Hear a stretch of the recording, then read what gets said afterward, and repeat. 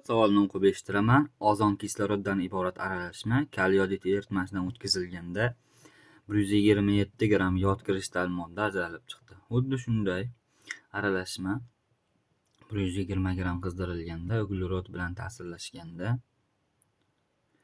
224 litr gazlar aralashmasi is gazining hajmi ulushi 50% hosil bo'lsa, dastlabki aralashma tarkibidagi ozonning massa ulushini aniqlang deyilgan. Demak, birinchi reaksiyani yozib olamiz.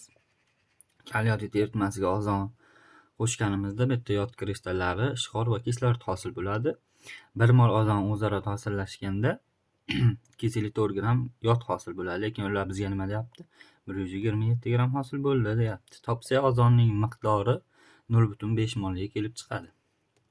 Endi xuddi shunday aralashmaning 120 grammi qizdirilganda uglerod bilan deyapti. Demak, uglerodga kislorod ta'sir ettirsak, karbon tangid ajraladi.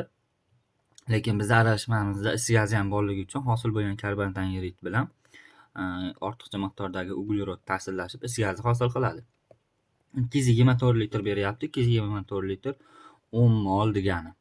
Endi bitta is gazining hajmi ulushi 50% berilganligi uchun, demak 10 mol gazlar aralashma 100% bo'lsa, 50% qancha deb topsak, 5 moli is gaziga tegishli ekan. Is gazi 5 mol bo'lsa, reaksiya bo'yicha is gazi hosil bo'lish uchun sarflangan karbon tangid miqdorini topsak, 2,5 moli o'zaro ta'sirlashgan. O'zi 5 mol is gazi bo'lsa, 5 mol karbon tangid bo'lishi kerak. 10 mol aralashma ichida 5 mol karbon tangid bor, 2,5 moli reaksiyaga kirishgan is gazi bilan. Dastlab necha mol hosil bo'lgan desak, 7,5 mol karbon tangid hosil bo'lgan ekan. 7,5 mol karbon tangid hosil bo'lish uchun 7,5 mol kislorod sarflangan. Demak, biz topib oldik, ozon kislorod aralashmasida 7,5 mol kislorod, 0,5 mol ozon mavjud ekan.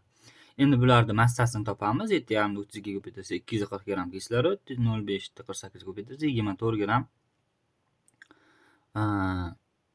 ozon mavjud ekan. Endi dastlabki aralashma tarkibida ozonning massa ulushi deganligi uchun ozonning massasini umumiy massaga bo'lib qo'yamiz. 0,1 kelib chiqadi.